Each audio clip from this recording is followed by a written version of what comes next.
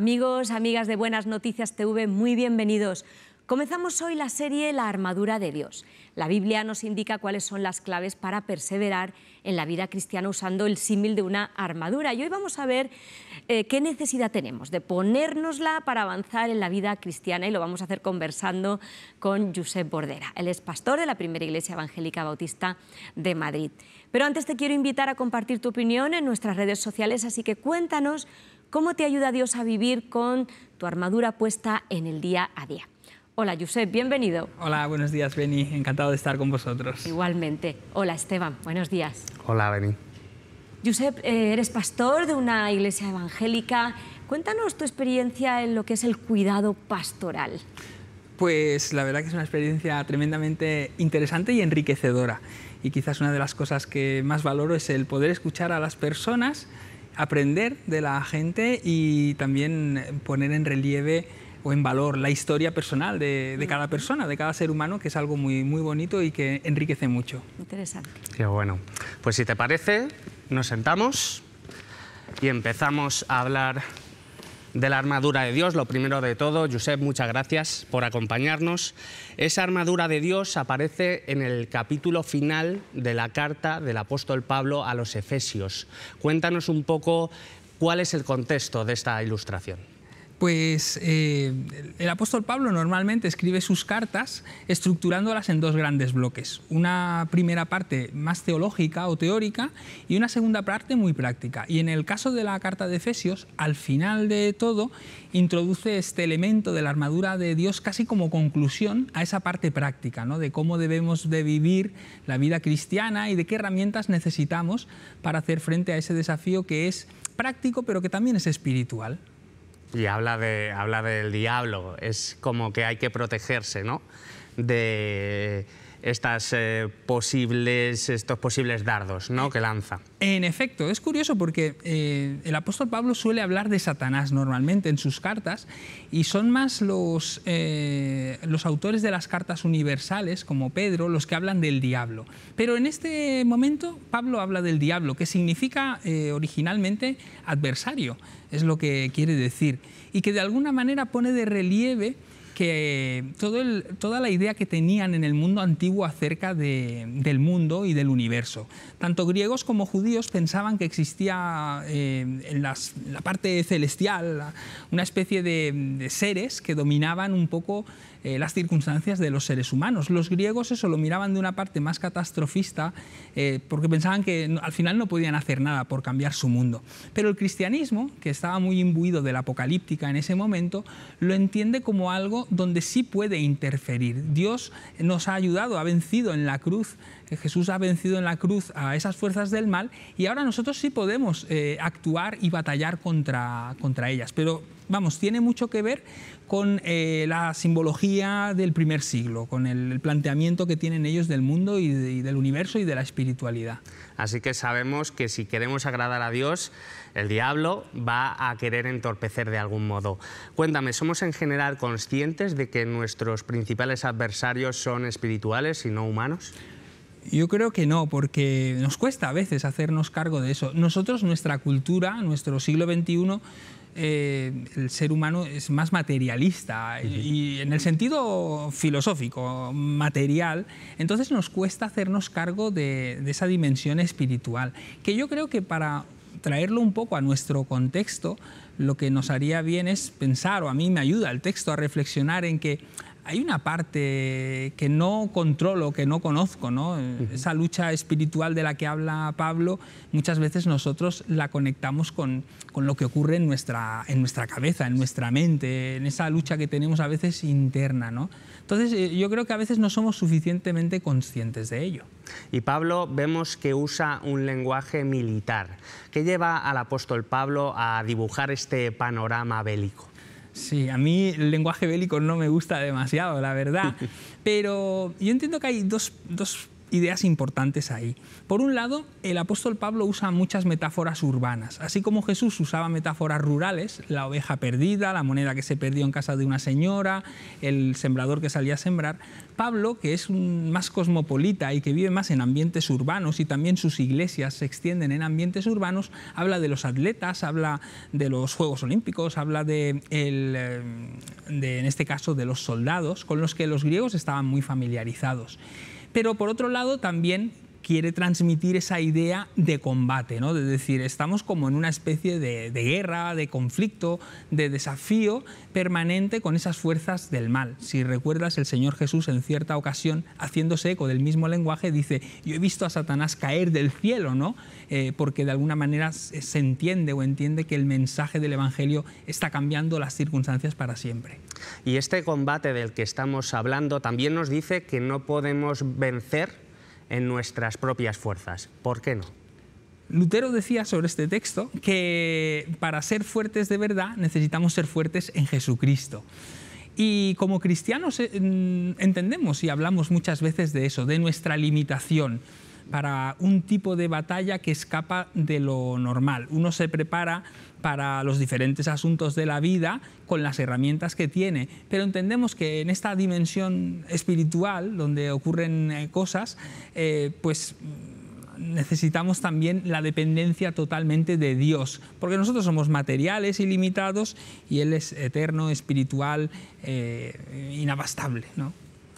Y tú lo comentas, ¿no? Somos limitados. Ese es el principio, ¿no? Reconocer que somos limitados. Y dice también que nos pongamos toda la armadura, no solamente una parte de la armadura. Verdad, justicia, evangelio, fe, salvación y la palabra de Dios. Lo iremos viendo en próximos capítulos. Cuéntame, ¿qué riesgo implicaría infravalorar alguno de estas 6 claves? Pues cada una de esas herramientas son indispensables para la vida del creyente. Infravalorarlas de alguna manera nos pone en riesgo. Imagínate, a mí me gustan mucho los coches y me gusta mucho conducir. Así que estaba pensando, cuando pensaba en el programa, en que nadie en su sano juicio se iría a correr el Dakar con un coche de Fórmula 1 o con mi utilitario, porque nos pondría en riesgo la vida por las dificultades del desierto, ¿no? Nadie prepara un viaje al Amazonas con la equipación de la Antártida, o al revés, nadie prepara con unas bermudas un viaje a la Antártida. Entonces, el hecho de no tener la equipación, las herramientas adecuadas, nos puede poner en serias dificultades. Por eso Pablo da esas herramientas espirituales para una lucha que es espiritual. Y además, como tú lo estás diciendo, riesgos, etcétera. El objetivo de la armadura, lo dice el pasaje en Efesios, es resistir el día malo. Y yo me imagino a Pablo como teniendo clara en su mente varias situaciones en las cuales se puede flaquear. ¿Qué circunstancias de la vida tú crees que nos pueden hacer tambalearnos? Pues justamente un teólogo alemán, George Ewald, hablaba de eso, de que todos pasamos por el día malo en algún momento. Y el día malo, es curioso como Pablo de alguna manera liga, no solo aquí, sino en todas sus cartas, liga ese desafío espiritual, lo relaciona con la vida práctica del día a día, ¿no? El día malo que está pensando el apóstol Pablo son pues las enfermedades que atravesamos, las dificultades que él en las que se veía inmerso por extender el Evangelio, ¿no? Él mismo cuenta su experiencia de varios naufragios, problemas diversos, lo habían apedreado en algún sitio, pero nosotros, creyentes de este tiempo, y creyentes y no creyentes, experimentamos pues las dificultades de una enfermedad, problemas en las relaciones humanas, a veces problemas laborales, o que perdemos el trabajo, circunstancias de la vida que nos acongojan, que nos sumen a veces en estados de tristeza, de ansiedad, de preocupación, y que son realmente pues esos desafíos que vivimos, ¿no? Yo recuerdo una película de mis favoritas, si me permites, que es Gladiator, y aquel momento al principio de la película cuando Máximo Décimo Meridio le dice a las tropas, lo que hacemos aquí en la vida repercute en la eternidad. Y de alguna manera Pablo está diciendo al revés, diciendo, es que eso espiritual, ese mundo espiritual repercute mucho también en nuestra vida diaria. Pues muy gráficas las ilustraciones, además es una de mis películas favoritas y la banda sonora, pero bueno, dejémoslo para otro momento. Vamos a seguir hablando de la armadura. Tú estabas hablando de circunstancias muy difíciles y parece como que hay gente que llegan casi todo, ¿no?, sobre una persona, y conocemos casos, ¿no?, muy trágicos. Cuéntame, ¿hay esperanza para un cristiano abrumado por la batalla que está viviendo, por el peso de la batalla en su vida? Sí, hay esperanza y creo que estamos llamados a transmitir esperanza. No sé si compartirás esa sensación de que hoy en día a veces nos hacemos eco de mensajes de mucha desesperanza, ¿no?, en nuestros entornos, a veces a través de los medios, de las redes sociales, escuchamos todas esas noticias como que todo es caótico, y el cristianismo es una religión de esperanza. Nuestra fe es una fe que nos invita a la esperanza. El apóstol Pablo en los Corintios dice aquello de que ahora, en estos tiempos inciertos en los que no conocemos todo, mientras llega lo perfecto, permanecen la fe, la esperanza y el amor. Y son virtudes fundamentales para construir la vida de todos, creyentes y no creyentes, porque sin esperanza es muy difícil salir adelante. Y nosotros tenemos la esperanza, como dice Pablo, todo lo puedo en Cristo que me fortalece, y esa es nuestra fuerza. Esa esperanza la necesitamos. Cuéntame también sobre una congregación. ¿Qué efecto tiene en una congregación el que la mayoría lleve la armadura puesta? Idealmente todos, ¿no?, pero por lo menos la mayoría. ¿Hay un efecto claro o qué dirías tú? Yo creo que sí. Creo que esta armadura metafórica tiene un efecto protector. Mira, me acuerdo de la pandemia que vivimos hace no tanto tiempo, y todo el debate que hubo sobre las vacunas, ¿no? La vacunación es un elemento protector sobre toda la comunidad, no solo sobre los que se vacunan, sino especialmente sobre los sectores vulnerables de nuestras comunidades, de nuestras sociedades. De manera que cuando también en una iglesia, ahora pasando a la metáfora, cuando tenemos o cuando cuidamos, ¿no?, de vivir con esa armadura puesta, tiene un efecto protector sobre toda la comunidad, incluso sobre aquel que a veces a lo mejor puede ser un poco más descuidado con esto, porque de alguna manera le ayudamos con el conjunto.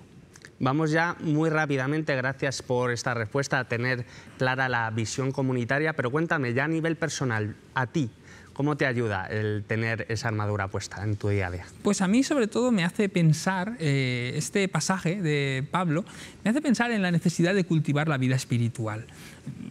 Yo confieso que, como creo que el común de los mortales, miramos demasiado lo material, ¿no? Porque estamos en unos ritmos de vida que van muy rápidos, con nuestros quehaceres diarios, y la verdad que leer este pasaje me recordaba y me recuerda la importancia de cultivar esa parte espiritual y esas herramientas para poder vivir la vida espiritual que Dios quiere, que luego repercute en mi día a día. Pues quizá haya una persona que todavía no ha decidido seguir a Jesús y que escucha que esto es una batalla y quizá esté pensando, oye, yo ya no estoy para más batallas. ¿Tú qué le dirías? ¿Merece la pena esta batalla? Yo creo que sí, Esteban. El desafío de la fe, la batalla, como hemos hablado, es algo que siempre merece la pena. Creo que no podemos vivir sin fe. Todas las personas tenemos fe en algo. Y la fe en Jesucristo nos ayuda y nos empuja hacia adelante. Los problemas vienen igualmente a la vida, los quiera uno o no, terminan llegando. Y yo creo especialmente, a mí que me gustan mucho los libros de autoayuda, pero yo creo que el cristianismo, la fe en Jesús, tiene algo diferencial, que piensa que cuando yo ya no puedo ayudarme a mí mismo, Dios puede ayudarme. Y eso creo que es algo clave. Así que yo le invitaría a esa persona que nos oye y no es creyente a que se fíe de Jesús. Pues muchas gracias también por terminar con esa invitación. Ojalá todos nos pongamos cada día esa armadura. Muchas gracias y hablamos pronto de ese primer elemento.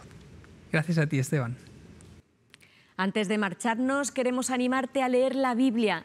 Gracias a la labor de las iglesias evangélicas y a la generosidad de la Sociedad Bíblica de España, podemos regalarte una. Si todavía no tienes Biblia, llámanos al teléfono 91-743-4400. Te la vamos a mandar totalmente gratis. Y para los que formáis parte de nuestro club de amigos, en esta ocasión vamos a sortear el libro titulado La disciplina eclesial, un libro de Jonathan Leeman que nos llega gracias a la generosidad de la editorial Peregrino. Muchas gracias por habernos acompañado y no lo olvides, tú vales mucho para Dios.